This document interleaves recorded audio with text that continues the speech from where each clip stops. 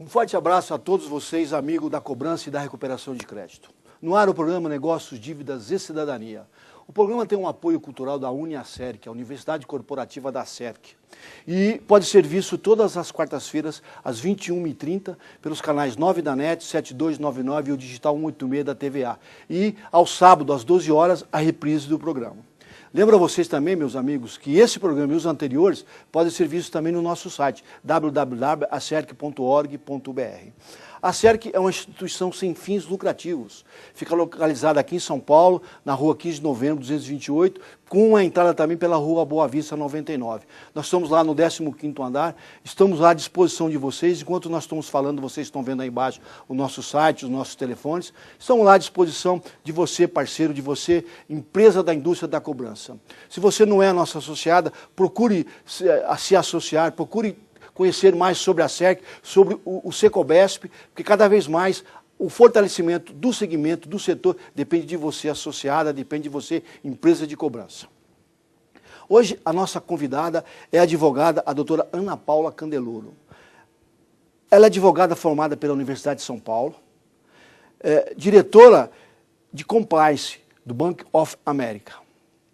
Muito obrigado por aceitar o meu convite, doutora Paula. É um prazer, tá? E eu só espero que a senhora releve um pouco das perguntas, às vezes simples, que eu vou fazer para a senhora, mas eu tenho cá comigo que muitos dos meus telespectadores, às vezes, conhecem o termo, mas não sabem o que significa. Então, a simplicidade nesse sentido. Vou fazer da senhora hoje uma professora, tá? A fim de que a senhora possa... Vai ser importante para disseminar o conhecimento. Tá certo?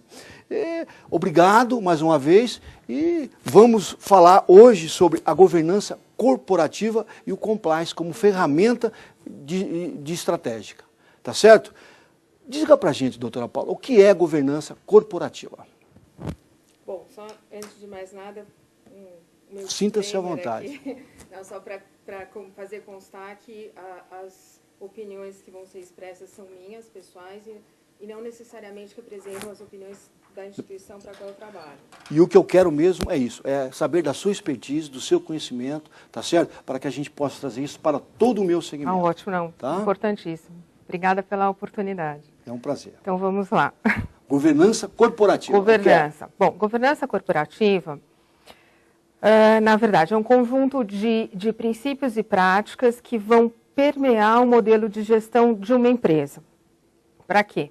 Para que ela possa conduzir a sua estratégia de negócios em uma linha do tempo, de acordo com os seus princípios éticos, de acordo com uma análise de risco bastante apropriada, enfim, definindo muito bem os papéis de todas as partes interessadas, que nesse caso vão ser os proprietários, conselho de administração, diretoria, órgãos independentes, para que todos convivam de uma forma igualitária, harmônica, prevenindo e coordenando eventuais conflitos.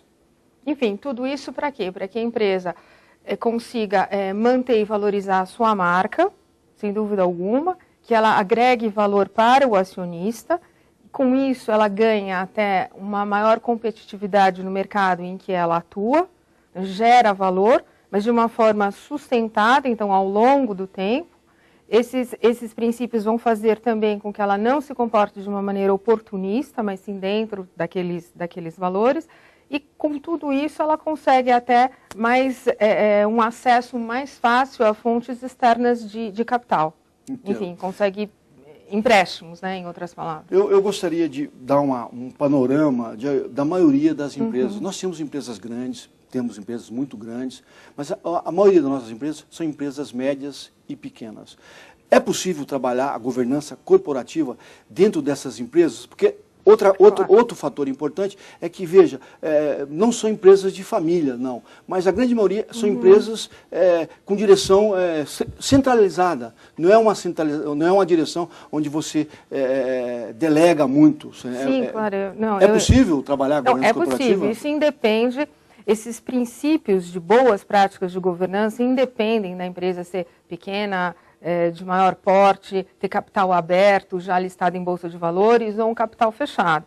Por quê? Porque são práticas, são boas práticas de gestão da empresa, e independe. Isso só vai agregar um valor, acaba se tornando um diferencial estratégico, sem dúvida alguma, e prepara a empresa para uma eventual abertura de capital, por exemplo, que foi até o caso é um caso emblemático, um marco na história, que é o caso da Natura, foi uma abertura de capital em 2004, que foi uma captação recorde. Por quê? Porque antes até dela ir ao mercado, ela já tinha se estruturado com mecanismos assim, adequados e práticas de boa governança. Ela teve uma captação recorde. Pode preparar, então, essas práticas podem preparar uma empresa para a abertura de capital, preparar uma empresa para o crescimento, sendo uma empresa, continuando a ser uma empresa fechada, mas expandindo o seu nicho de atuação, ganhando uma porção de mercado. Nós poderíamos, então, dizer que ela passa a ter uma melhor leitura de todas as suas funções, de todos os seus segmentos, mesmo sendo uma empresa pequena. Ela tem uma leitura melhor. Sim, ela consegue ter uma fotografia de como os seus processos são conduzidos, dentre outras coisas. Né? E ela consegue fazer com que os funcionários também entendam o que eles fazem, por que fazem, se poderiam fazer de uma outra forma, que outra forma agregaria mais valor no trabalho deles e no valor da própria empresa, porque isso é importante para o funcionário também. E começa a prestar atenção também às reclamações de clientes. E quando uma empresa ela tem um fluxo operacional, um sistema operacional adequado, ela se fortalece. Não tenha dúvida. E ela fica mais interessante para um eventual investidor, um acionista externo. Quer dizer, eu posso até entender que essa governança corporativa ajuda até no processo decisório, né? De tomadas de decisões. Não, com certeza, facilita porque os papéis estão definidos, quem faz o quê, em que momento, quais são os órgãos que fiscalizam outros, quem toma as decisões, porque hoje existe também, e é uma característica até no mercado brasileiro, nas empresas brasileiras, um conflito e uma sobreposição de funções entre o gestor e o proprietário. Isso consegue ficar, vamos dizer, esse problema consegue ficar mais diluído quando eu tenho os papéis definidos e essas boas práticas de governança. Veja, nós falamos, até numa pergunta que eu ia fazer, dos objetivos, mas nós já demos um apanhado desses principais objetivos da governança corporativa. Existe mais algum outro que a gente não falou, não comentou, que a senhora gostaria de trazer à tona? Só para recapitular, vamos dizer, eu acho que é um instrumento de marketing, sem dúvida alguma, porque a empresa passa a ter mais apelo para o mercado, ela consegue acessar mais facilmente capital externo, ela tem mais valor para o acionista, transmite maior confiabilidade, então ela cria uma reputação e credibilidade, com isso aumenta sua porção naquele mercado onde ela atua, aumenta. Eu acho que o mais importante é esse diferencial estratégico, e ela cresce de uma forma sustentada, então mantém-se, vamos dizer, a longevidade da marca. É a manutenção e crescimento da marca de uma forma não oportunista. Tá certo. Doutora, compliance, qual a importância como ferramenta estratégica? Bom, o compliance ele é um dos pilares dessa estrutura de governança. Eu não consigo ter uma boa governança corporativa sem um dos fundamentos que vem a ser essa atividade de compliance, que é uma das ferramentas de que a instituição vai se valer para conduzir os seus negócios, a sua orientação estratégica em uma linha do tempo, Entendo. De acordo com a sua missão, com os seus princípios, mas de uma forma que os processos sejam otimizados, o lucro maximizado, mas de uma forma que proteja a reputação da instituição, que é o bem mais precioso. Então, o compliance ele vai cuidar de fazer sim com que o negócio aconteça, porque ele é parceiro da área de negócios, isso é muito importante destacar, porque o compliance ele não tem uma função policialesca, tá? Ele não vai lá para investigar o que está acontecendo de errado, não. Ele previne, então a função dele é educativa, preventiva, prudencial. Então ele é um parceiro do negócio, vai fazer com que aquilo aconteça assim, mas de uma forma que faça com que a instituição não tenha problemas para danificar sua imagem e reputação. Ele cria regras e faz essas regras serem trabalhadas dentro da governança, é isso? Também, ou ele antevê um problema. Ah, tá. Ele consegue antever um problema e criar ações para monitorar que aquela ação negativa para a imagem da instituição não aconteça. Tá?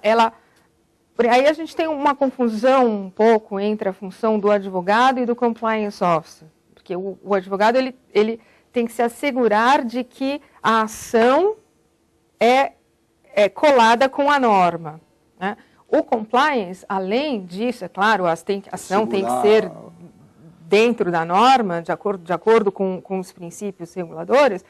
Ele tem que ver se uma ação, mesmo que não seja ilícita, ela pode eventualmente prejudicar a imagem da instituição. Por exemplo, dependendo do cliente de que uma instituição financeira, por exemplo, tem um cliente que existem rumores de mercado ou boatos de estarem envolvido em alguma atividade relacionada à evasão de divisas, por exemplo, mas não tem um processo finalizado, comprovado que ele foi julgado e condenado, mas eu tenho um rumor no mercado. Então, eu não posso negar aquele cliente, por exemplo, sob essa acusação, porque o processo não foi finalizado. Mas é o tipo de cliente que eu gostaria de ter na minha instituição? Entendo. Então, é uma questão de vincular aquela atitude, aquela situação, ou eventualmente uma empresa que tenha práticas não amigas do meio ambiente, por exemplo.